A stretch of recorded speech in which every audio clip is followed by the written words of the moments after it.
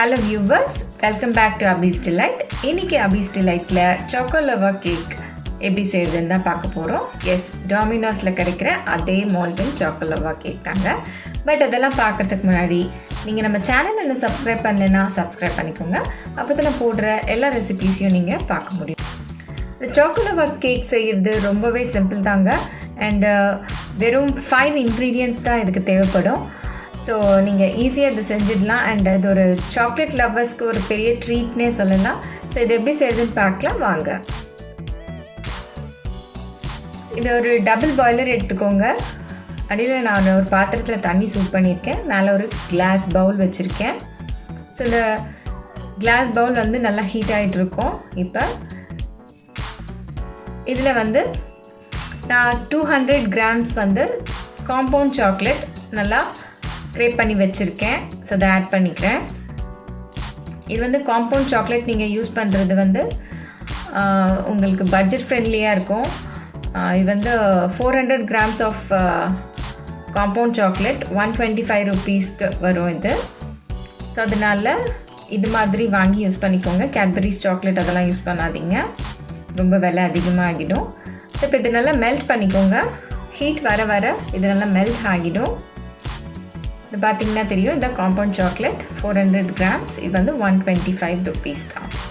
So இந்த மாதிரி வாங்கிக்கோங்க. இதில் நான் பாதி இப்போ எடுத்திருக்கேன். இப்போ இது நல்லா மெல்ட் ஆகிடுச்சு. இப்போ மெல்ட் ஆனதுக்கப்புறம் இதில் நான் 100 கிராம்ஸ் ஆஃப் அன்சால்டட் பட்டர் போட்டிருக்கேன். உப்பு இல்லாத பட்டர். ஸோ இதையும் சேர்த்து நல்லா மெல்ட் பண்ணிக்கோங்க. இந்த பட்டர் நல்லா மெல்ட் பண்ணிக்கோங்க. ஹீட்லேயே இது நல்லா மெல்ட் ஆகிடும்.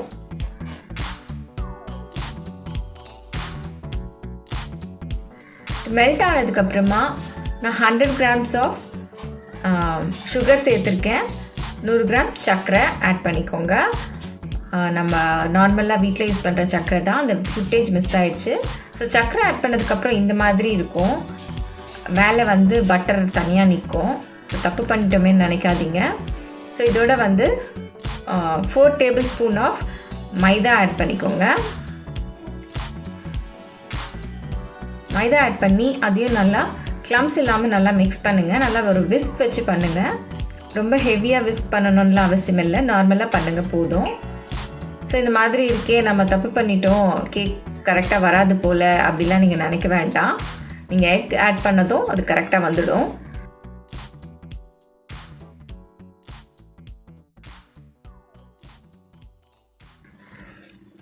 ஸோ நான் இப்போ ஒரே ஒரு எக் எடுத்திருக்கேன். இந்த எக்கை வந்து நல்லா அதோடு சேர்த்து பீட் பண்ணுங்கள். ஸோ எக் சேர்த்து நீங்கள் பீட் பண்ணும் போதே உங்களுக்கு கரெக்டாக அந்த டெக்ஸ்சர் வந்துடும்.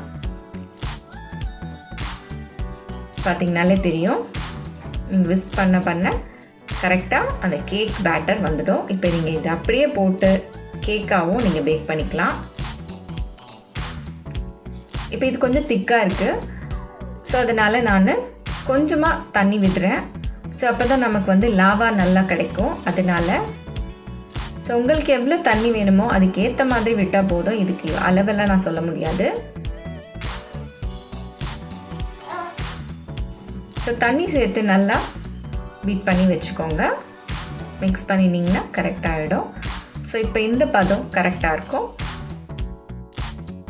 நான் 2 மோல்டு எடுத்திருக்கேன்.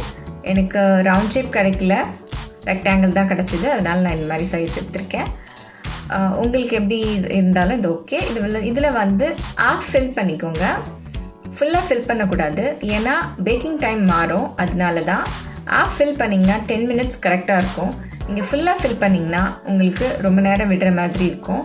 அதனால் வந்து ஆஃப் ஃபில் பண்ணால் போதும். இது ரைஸ் ஆகாது. அதே நீங்கள் எவ்வளோ ஃபில் பண்ணி வச்சுருக்கீங்களோ அந்த லெவல் தான் இருக்கும்.